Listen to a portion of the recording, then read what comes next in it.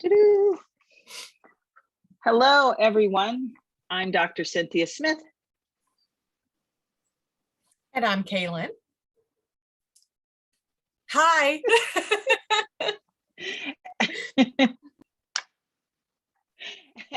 And we're learning as we're earning. This is No Therapy podcast where you come for the chat and stay for the healing. And today we're going to pivot from our planned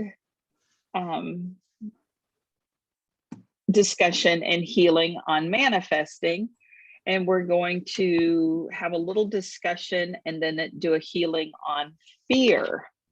As some of you may or may not know, I am on the West Coast in California, and Kaylin is on the East Coast in Ohio. And over this past weekend, May 15th, there were two mass shootings, one in Buffalo and another one here in Laguna Woods. And this is an all too common occurrence. And Kaylin and I were discussing sort of the big picture optics of what this is, not necessarily why it's happening, but what we can do as a conscious society to help heal this. And one of the things that we talked about is Kaylin has a young daughter, and your daughter's how old now? She's 5, so she will be starting kindergarten next year. She's finishing up preschool. And we were talking before we hit record that we both kind of live in a bubble, that we haven't experienced this like right in our next, but you kind of did. Can you explain the shooting that happened at your school? So I went to, elementary and middle school in Oklahoma, and we moved here to Ohio the summer before my 7th grade year. And that 7th grade year back in the school I was at in Oklahoma had a school shooting. And that was one of those things that I remembered when I got home from school that day that it happened, because I didn't know anything. I'd been at school here in Ohio. And my mom called me like right away. She says, "Before you turn on the TV, I need to tell you something." So I'm like, all right. So she had told me there had been a shooting, and it luckily, I hate to say luckily, like it's not good at all. But it definitely, it wasn't a mass casualty situation, but my mom gave me that call just to say, before you turn on the TV, this is what you're going to see. And if you want to call your friends, you're more than welcome to call your friends. Cause that was back in the day of long distance. So I got to call a few of my friends, and everybody was okay. And, that made me feel a whole lot better. But that I was definitely shocked with, because at the time that it had happened, I kind of did my like, oh my gosh, I would have been there, because we lived right down the street from the school. So we walked to school every morning, and it happened like as buses are unloading, the day's about to start. So I'm thinking like in the little courtyard it was at, I was like, I know exactly where that's at. Like I would have probably been there right about that time, like within a few minutes. It just, that brought it really close. But that was before, I want to say that was 97 or 98. So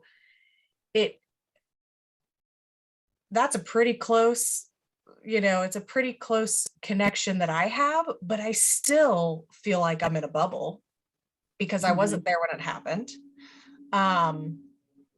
Right. And yeah, I have that close connection to that, but it's still, I've got myself in just this bubble, like, well, that just happens in other places. But I mean, it does. Other place. And this predated Columbine. It did. It was right before. That's what I was just going to say, because it was before that one. And like I said, luckily it wasn't a mass casualty situation. I think a couple people were injured, but there were no deaths or anything like that I can Mhm. recall. They stopped Do him you very remember quickly. any other details, like who it was and what his You motive know, was? And I do vaguely. At the time, I was like, oh my gosh, I know that kid. Like he was in my class. really, But wow. it was one of those, I did kind of do the whole, like, did I talk to him? How did he seem when I talked to him? Like I don't remember many details because it was that long ago. And luckily, I got to call my friends that afternoon and I got to talk to them and they got to tell me what all was going on. And, they'd send me the newspaper articles, and because again, that was a long time ago, newspaper articles and clippings and stuff of it. And, everybody kind of felt the same way, I think, at the time. Like, obviously not, that's never going to happen. Like, why would that? And it was before Sure. Columbine. So I think Columbine probably brought a lot more awareness to that type of situation. But Certainly. I think Do you remember where everybody. you were? So when it happened, I was in school up here in Ohio, but it would have been, the beginning of the day. I guess I was still time-wise, I was still a little bit delayed. I think I'm an hour ahead, maybe 2 of them. Yeah, it depends on daylight savings. Yeah, I'm trying to think. I think it's just an hour. It's been too long. But I do remember the next day. I think we were just talking about this. It was either weekly. I don't think they showed it every morning, but when we were in school, they had these TVs in every room, like in the corner of every room, and it showed, I think it was called Channel 1. So it would be like news of the day, but it was kind of geared toward students. So it was on that. Okay. But from my memory, it wasn't talked about in Ohio, but for a couple days. Yeah. Well, I was in Colorado at the time, and I remember exactly where I was because I had a townhome on Hawaii Place, and I was actually home that day with my accountant, my bookkeeper, and we were doing some reports and doing some bookkeeping. I had kind of a mini office set up in the dining area. Then I had the television on in the living area, which was adjacent. And I remember them, doing the breaking news and this is what, and, again, 20 some odd years later, our technology is far advanced and we all have phones in our pockets. They have great cameras and video cameras. This wasn't then, but there was this visceral sensation of, holy shit, kids did this to kids. Yeah. Kids did this to kids. And I remember they had these long, dark coats on, and they ascribed to some, and the listening audience, please don't send me hate mail for this because I'm doing this the best I can from memory. But it was kind of a collection, as I recall, of kids that just were kind of outcasts. And so, and I love the good old outcasts because I'm like, misfits unite. It was good enough for Rudolph and there was a lot of blame afterwards towards the parents, like, how did you not know that they were building this arsenal in your basement? Like, how could you not know this? But caught up in their own bubble, I suppose. But looping back around, we have, and my statistician friends will be able to spit off all the details and how many mass shootings, et cetera, and whatnot. but what we want to talk about is why someone's why is somebody's pain so great that they feel that the appropriate action is to go out and kill a bunch of people. You know, why is that the solution to your grief? And I think we chatted a little bit. I was watching a Sherlock Holmes show, and the character said something to the effect of, when you can make someone afraid, you can control them. And so whether the kids from Columbine were afraid of never fitting in, or the fella who killed the people in Buffalo over the weekend was afraid that, I don't know, his community would be overrun with people that have skin tones darker than his, you know, or this fella in Laguna Woods, and this is according to the news reports, I don't know this for a fact, but apparently he's a recent Chinese immigrant that was so angry at the Taiwanese that he immigrated to America to kill Taiwanese immigrants here. Seems like a lot of work, you know, and that's a great deal of fear. That's a great deal of programming. And it just hurts my heart. Also hurts my heart for you because you have a school-age child, right? What do you do? How do you mentally prepare? How do you energetically prepare without putting any fear bubbles in your space? I promise.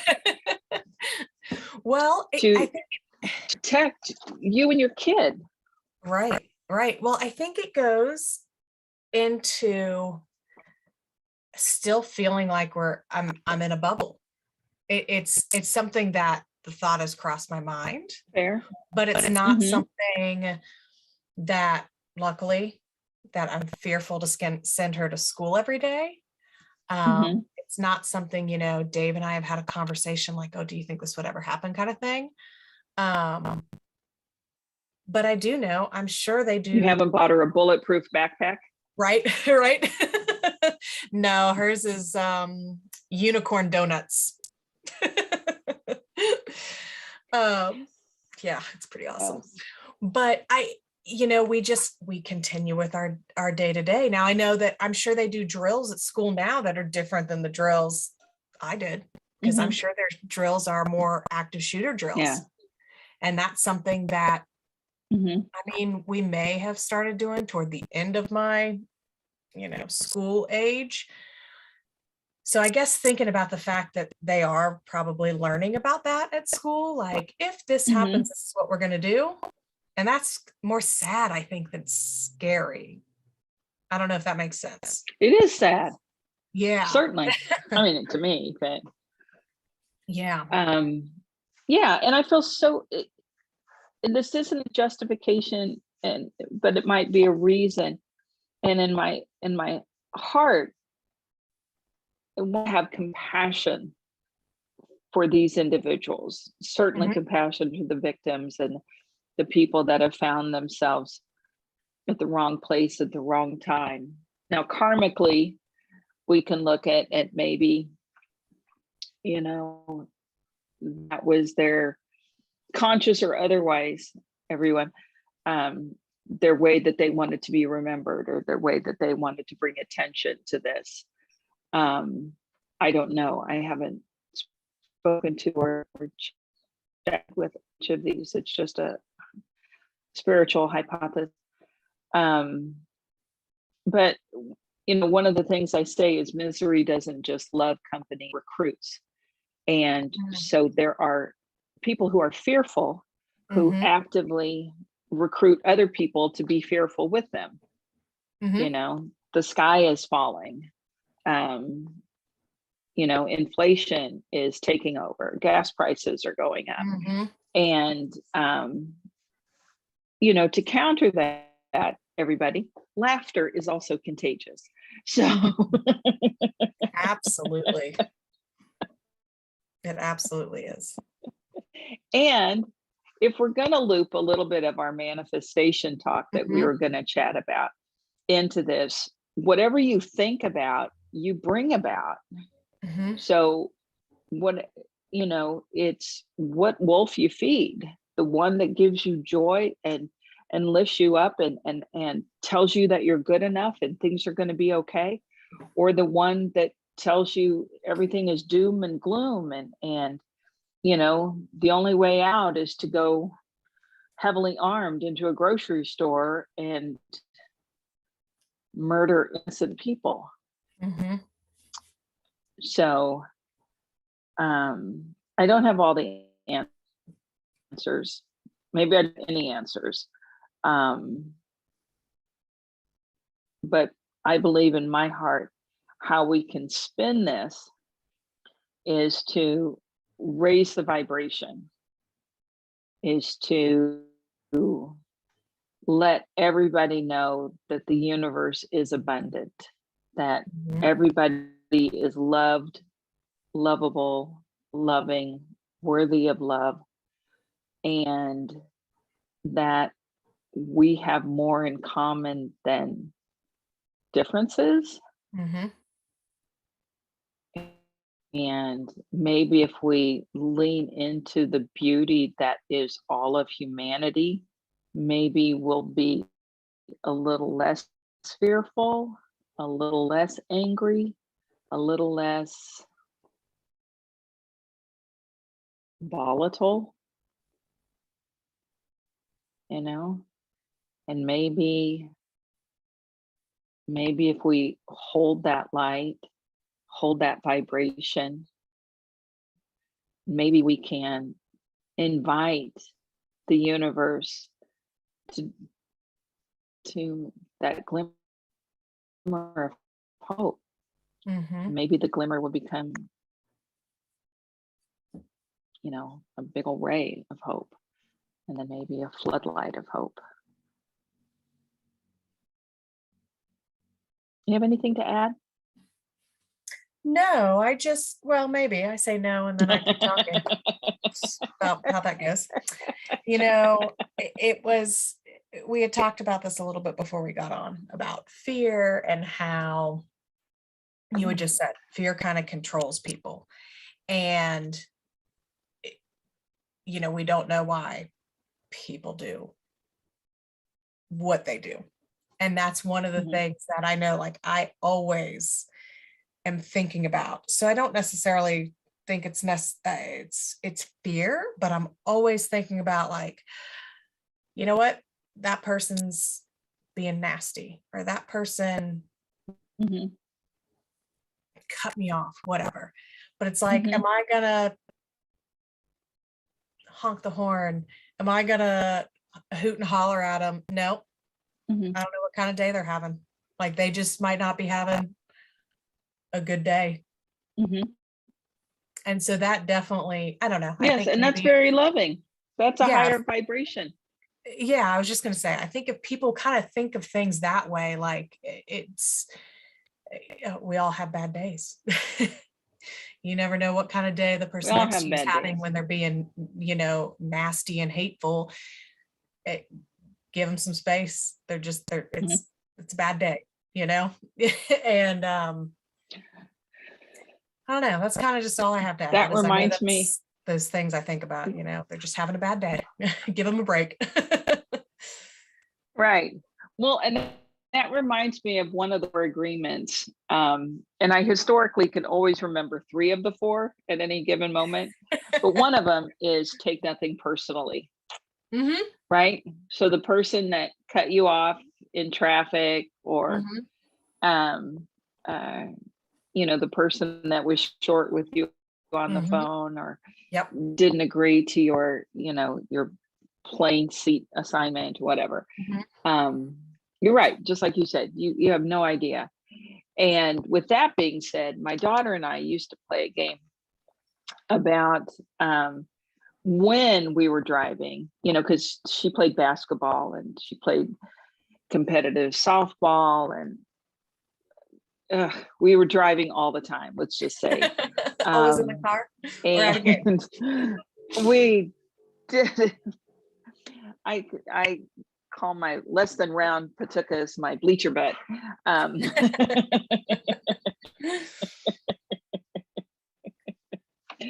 So we used to make up stories about why that person, just cut us off or whatever. Like maybe they got to go to the bathroom really bad, or maybe their boyfriend just broke up with them, or, maybe they're on their way to go see their sick grandma. Anyway, so we would play that game. And then sometimes if somebody was really slow in front of us, like they cut us off and then they're going really slow, we'd go pedal faster. Yep. So a kind of a lighthearted way of going, we see you, we're not going to be completely, egregious. But so this meditation, we're going to look at fear. We're going to move some fear. We're going to show how to be in command of fear. Let you be big and the command and the fear be small. One of my favorite analogies that I came up with is a little fella known as the doubt monster. And sometimes the doubt monster kind of takes over our lives. We're just, what if, and we forget our certainty, and we get our tools, and we forget that we can do this, and we forget it doesn't fucking matter. Okay. If we don't get this job, we'll get the next job. Right. If we miss this plane, we'll get the next plane. Right. In the big picture, the world isn't going to collapse if I don't make my connection today. So we'll work on fear and how to be in command of fear and not have fear in command of us. Maybe with a side of consciousness and discernment. So if you're listening or hearing things or being gaslit by somebody who's greatly fearful, how you can put them on the outside of your bubble and go, is that really my truth? Is that how I align? Or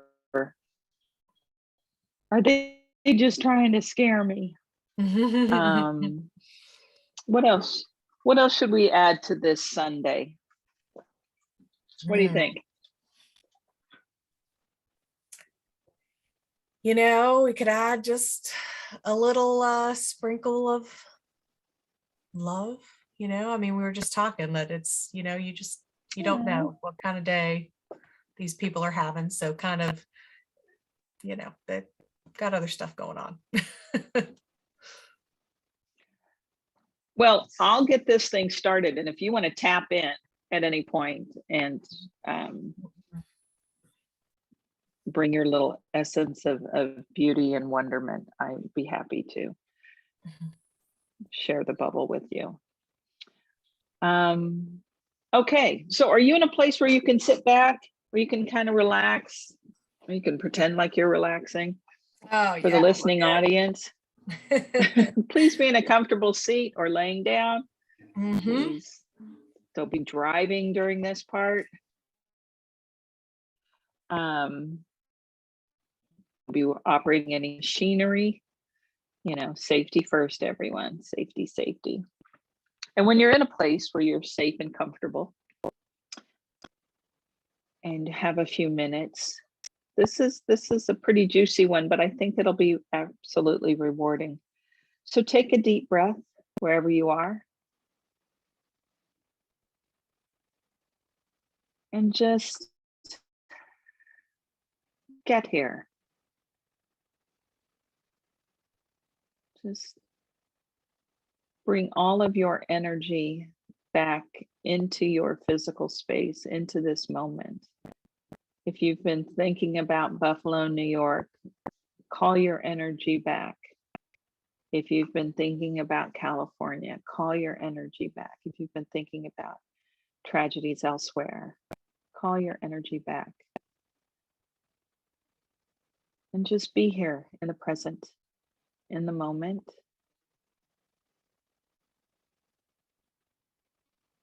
And go ahead and close your eyes. Take a deep breath. And let it go. And let's do that again. Take a deep, deep breath. And let it go.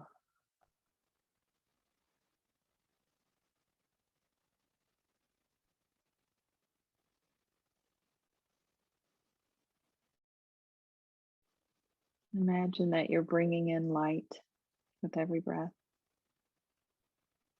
And you're breathing out fear or doubt or disappointment.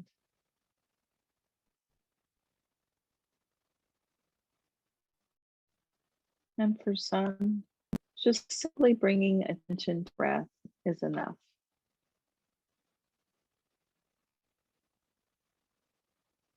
Feel your breath enter your body, fill your lungs. And in so doing, notice how you can relax simply by bringing oxygen to the lungs, oxygenating your muscles.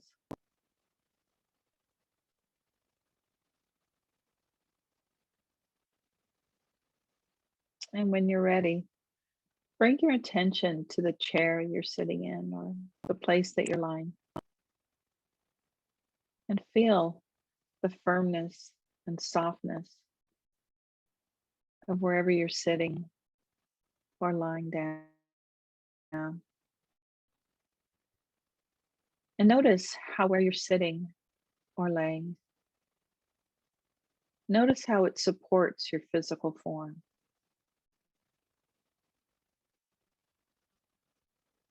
Notice how it supports your legs, your low back, your arms. Maybe you're resting the back of your head against your chair or against the floor, against wherever you're laying.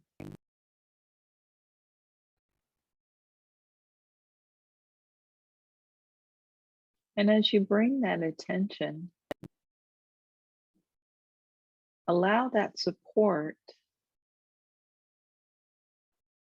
to course through your body, that sensation of being supported. And allow your physical body to be supported. And allow your soul, your spirit, your ethos to be supported. And allow yourself to feel that support. And just hang out here for a moment, feeling supported.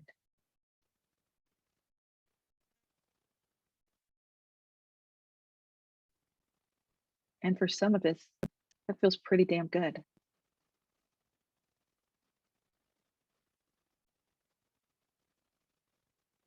For some of us, we forget that we have support, that we are supported.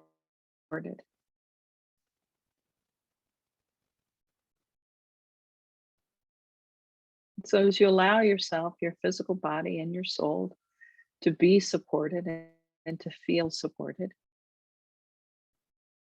notice that that support allows your physical body to relax even more.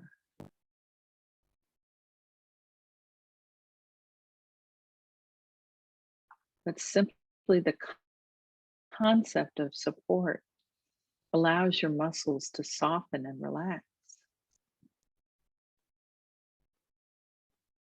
allows your body to get comfortable as you release some of that resistance, that tension.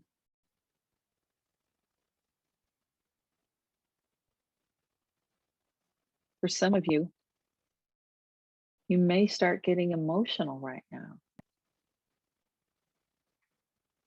As you relax, as you allow yourself to feel supported. Some of those bottled up emotions start flowing forward. And it may be anything. Maybe you want to giggle.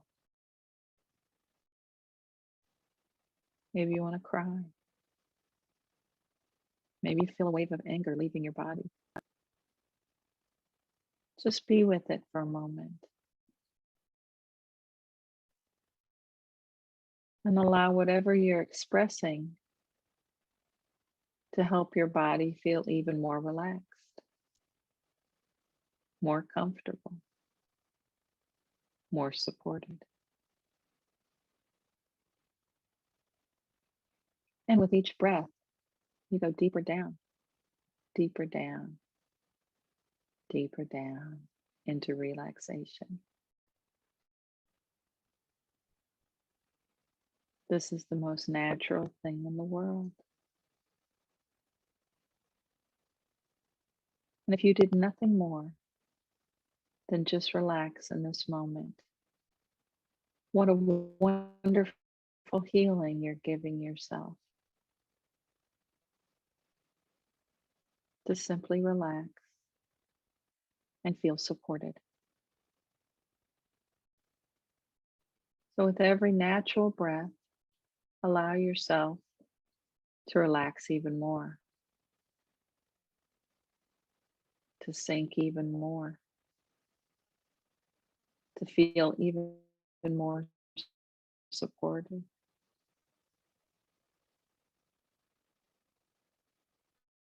Breathing deeply, rhythmically.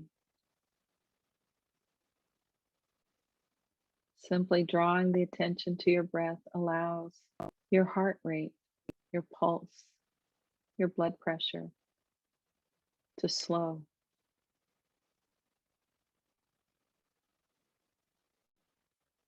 Releasing tension out of your physical body.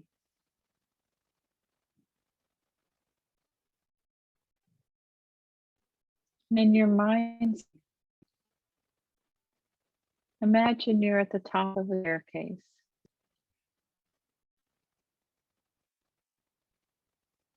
See the first step under your feet. Feel the floor under your feet.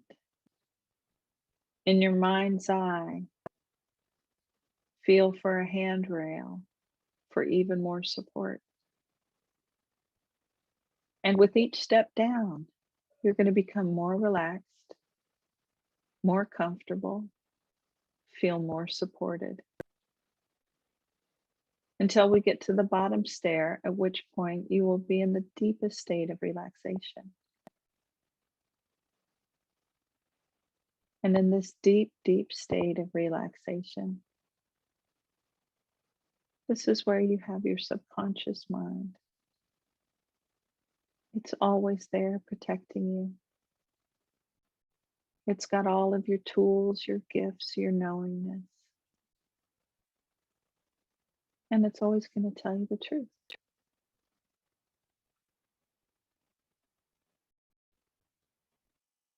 So in your mind's eye, start at the top of the stairs and step down from step 5 to step 4, doubling that relaxation, that comfort. Step 4 to step 3, deeper down, deeper down, deeper down, feeling more relaxed, more comfortable, more supported. From step 3 to step 2, as much as 10 times more relaxed, more comfortable, more supported.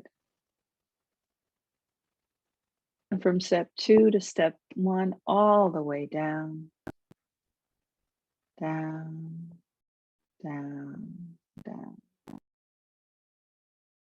In this deepest state of relaxation, your resource state, where all your tools are, your gifts, your beauty. So, in your mind's eye, in this deep, relaxed state, I want you to imagine that you are a point of light behind your eyes and in between your temples.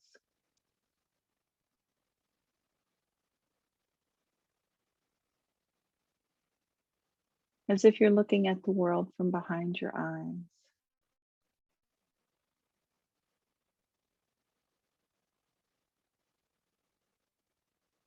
This point of light in between your eyes, in between your temples and behind your eyes, this is your sixth chakra.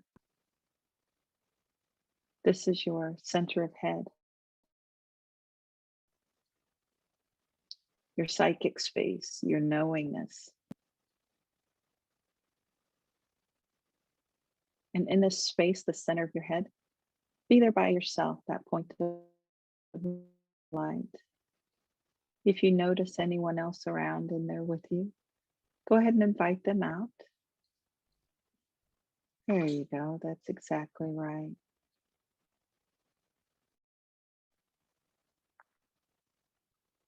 And in this deep resource state, in your mind's eye, imagine a bubble around you in all directions.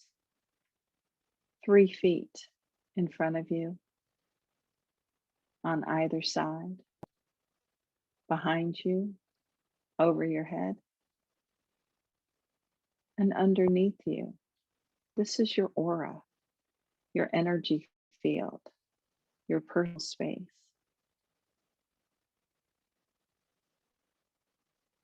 And give this bubble a color. Any color but white or black. Something that feels good on your physical body.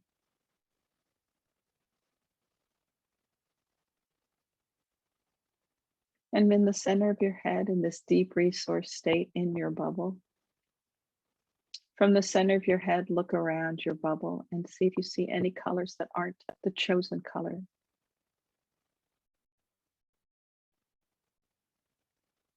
And any color besides the color that you choose. Go ahead and let that color evaporate or put it to the outside of your bubble.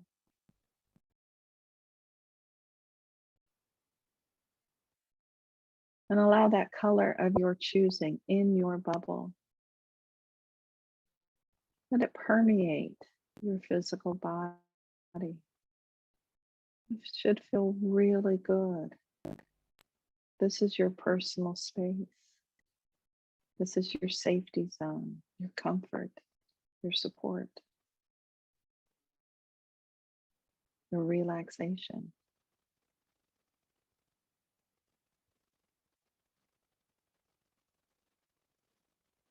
And lastly, in this deep resource state in your mind's eye, imagine a connection from the base of your spine all the way down to the center of the earth.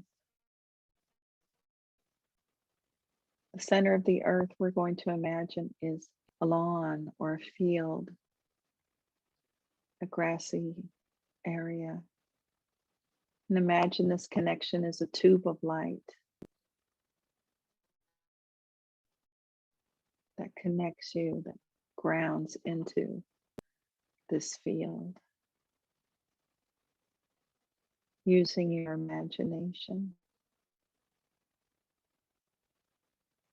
And this grounding core tether you,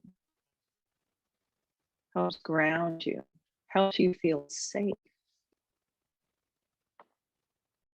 When you're grounded in the center of your head and in your bubble, this is where you have discernment. This is where you can see if information that causes you to be fearful is even your information. And if it's not, you can push it to the outside of your bubble.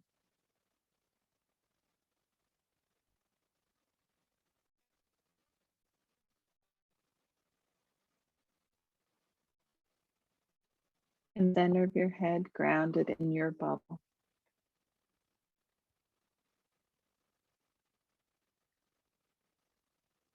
In a safe place.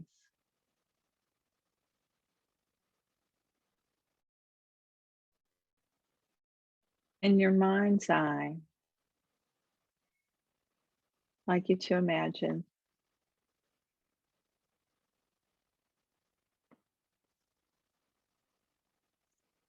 that you are walking towards a pier.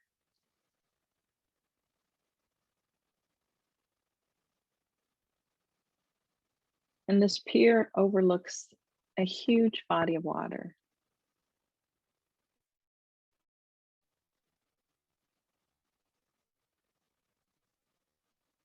And this pier is sturdy and you feel safe. You are in the center of your head, in your bubble, and you're grounded to the center of the earth in your mind's eye.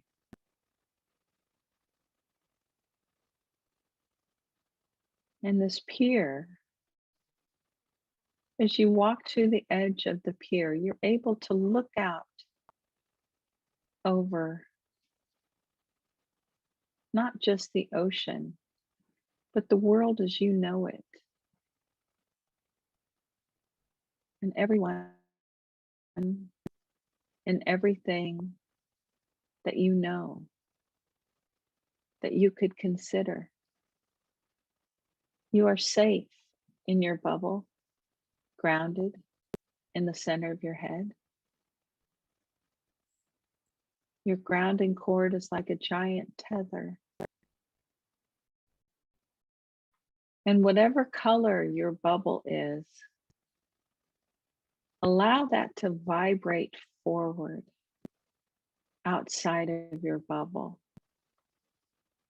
So if your bubble is 3 feet in all directions, allow that color that you're vibrating out to vibrate 4 feet in all directions, 5 feet, giving you an even bigger safety zone, sense of harmony, peace, joy. And on this pier, out over the water as you're looking for, imagine a bubble about the size of a beach ball rises up from the water and it hovers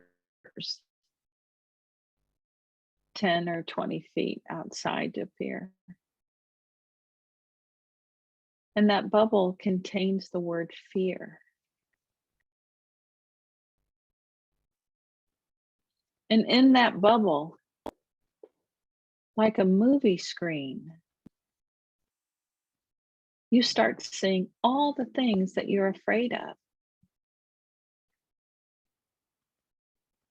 Maybe you're afraid of losing your job. Maybe you're afraid of getting older. Maybe you're afraid of getting sick. Maybe you're afraid of dying alone. Maybe you're afraid of spiders. All the things that you are afraid of, see them in that bubble. But that bubble is a safe distance from you. It's hovering out there over this beautiful expanse. And you're safe on the pier where you can see everything, where you can know everything.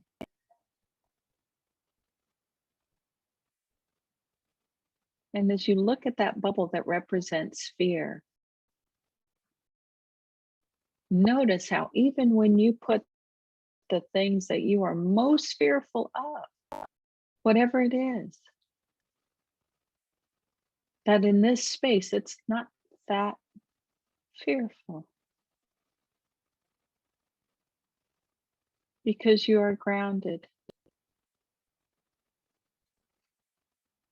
You're in the center of your head. You're in your bubble. And you're of this universe of your own creation. And you can have separation from that which you fear because you elected.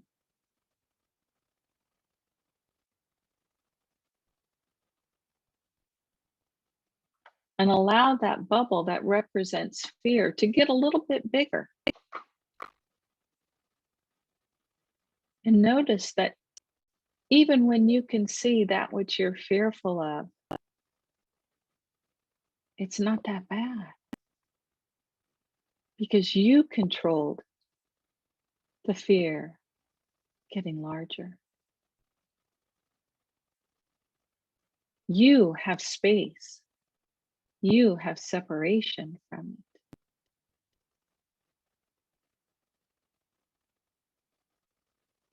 And as that bubble that represents fear gets a little bit larger, you're able to dissect some of those things that you're fearful of.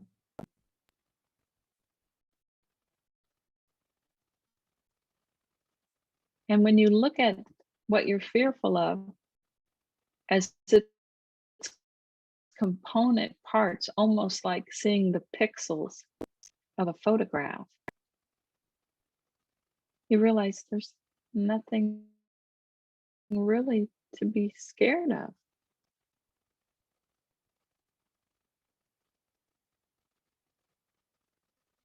That you can create the narrative, that you can create the energy around that which you fear, irrespective of the category. And the key is to be in the center of your head, grounded in your bubble, remembering that you're supported everywhere you go by simply imagining that you are.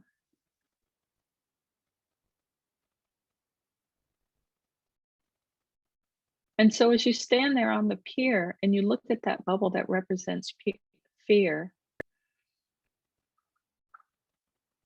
allow it to get a little bit bigger. And notice that you're not scared at all. In fact, you find this humorous, almost like when you see a picture blown up and it's really something mundane like an apple or part of a sponge.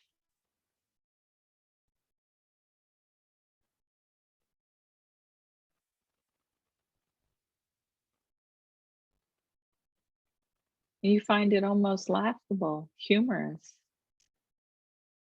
You almost want to reach in and kind of fiddle about in there, change things up. Because you're no longer afraid of the fear.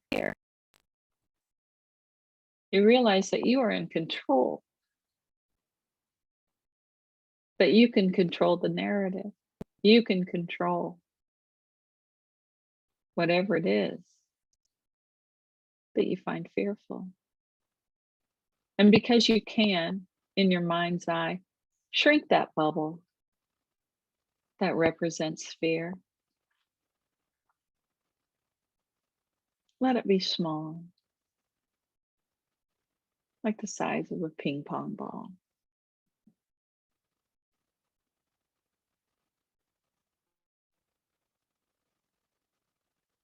And you can do whatever you want with this. You can flick it out to the edge of the universe. You can put it in your pocket knowing that you are bigger than the fear. You can crumble it into pixie dust.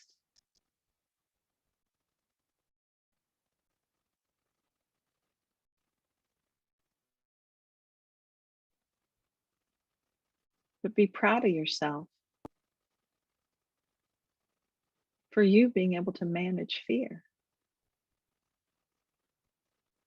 And fear comes in many forms. Sometimes it's anxiety, sometimes it's dread, sometimes it's worry.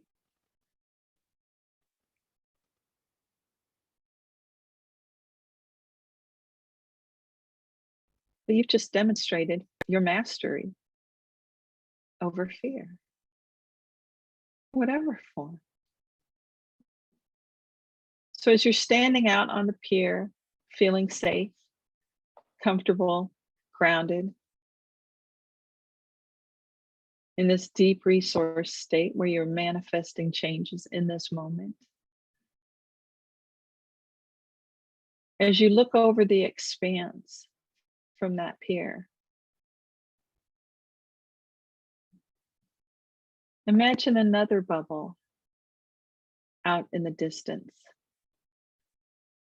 and have this bubble represent love, compassion, connectedness, forgiveness,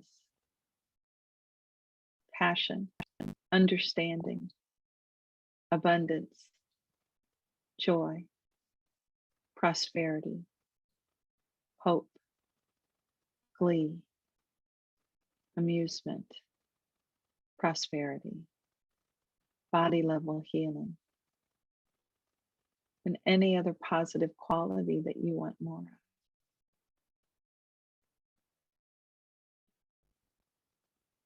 Maybe you want some peace, some protection, some joy, some happiness.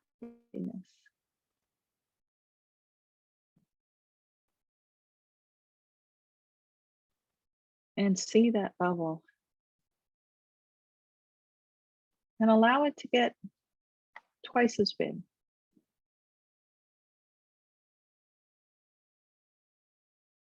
And be impressed with yourself for being able to manifest happiness, joy, love, peace, contentedness. And notice how light you feel in your body when you create light. You might be getting a little emotional right now as you realize that those are concepts that are nothing new. That's who you are. That's what you're created from. All that is beautiful.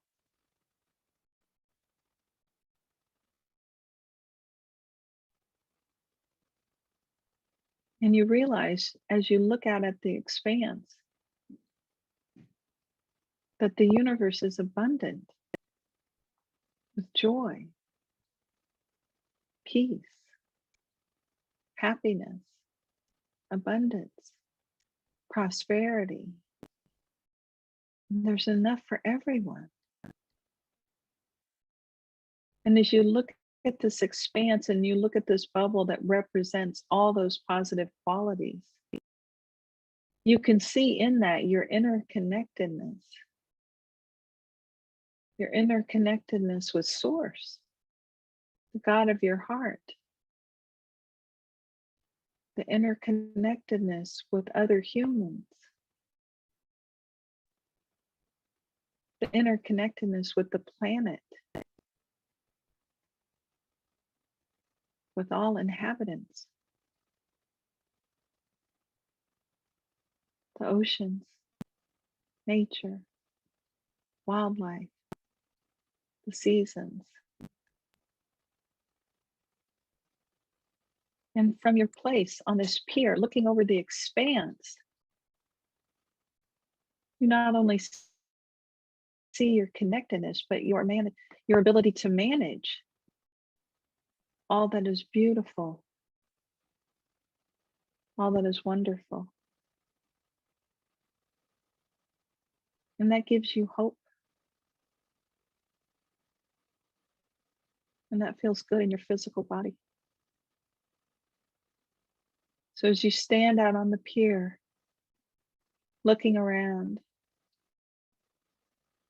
seeing this beauty, feeling this interconnectedness in your physical body and in your soul.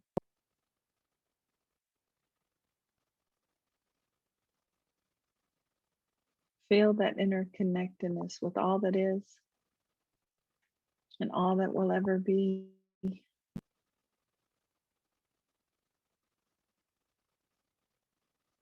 And as you connect with that, you send that healing, that joy, that love, that peace, that prosperity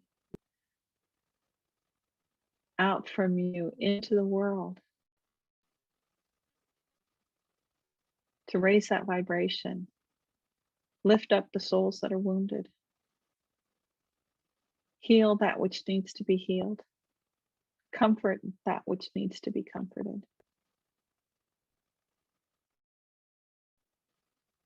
And you feel really content in your soul because you did this from the safety and comfort of your own space.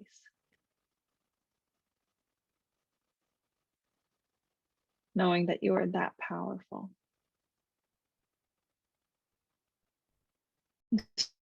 So as you take one last look up here and the beauty that you've created, all the joy that you have manifested, all the healing that you've received and have shared.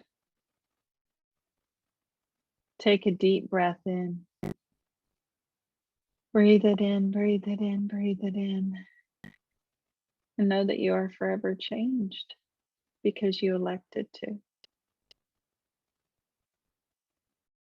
And you're going to come back off the pier onto steady ground, knowing that this is a permanent change and that you are forever changed, simply because you elected to be master and commander of your space, of your energy field, and that you are bigger than fear. And then in a moment, not just yet, we're going to walk back up that flight of stairs, taking with us all these learnings, all this healing, all this joy and love, and knowing that just like stardust, we're going to be spreading this everywhere we go, whether we say it out of our mouths or not, just by being at this vibration. So in your mind's eye, find that staircase. Feel the floor under your feet. See that first step in your mind's eye.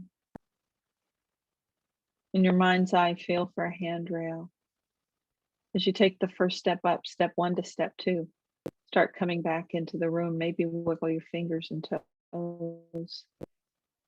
Step 2 to step 3, maybe you're shifting in your chair or where you're laying. Step 3 to step 4, feeling more alive in your physical form. Step 4 to step 5, eyes open, wake up. Welcome back to the space. Hello. Gracious, good day in the morning. Oh, Hey, hello. sweetie pie. I was going to tag team you, but I was on a roll. No, I'm glad you didn't. And I actually almost said before we got started, I get so into it. I don't know that I'd respond. I'd be hearing my name a few times and be like, wait, well, what? So no, that was awesome. Very good. So what's your grand takeaway from today's podcast? I think we need that reminder that we can be in control of our fear, and we can minimize isn't the right word, but just we're in control. And I think sometimes you feel like everything going on is out of your hands. It is, but how you respond to it, how you react to it, how you feel about it, you can control that. And I think we need that reminder sometimes. Yeah. What should we call this podcast? Try to come up with some clever name. I know, I wrote down doubt monster as we were talking, but that might be a good one for another one though.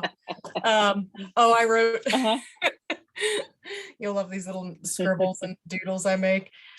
You big, fear small. That's the name. That's perfect. So there you go. That's what we got.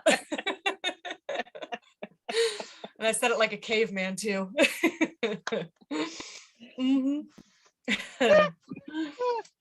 Okay, so in conclusion, we've come up with the title of our podcast at the end of the podcast, because there are no I like it. rules, That's how it works. right? Yep, We're flying by the seat of our pants. absolutely. So in conclusion, you big, fear small. That's right. All right, signing off until next time. Thank you. See ya. Like and subscribe. Bye. Bye.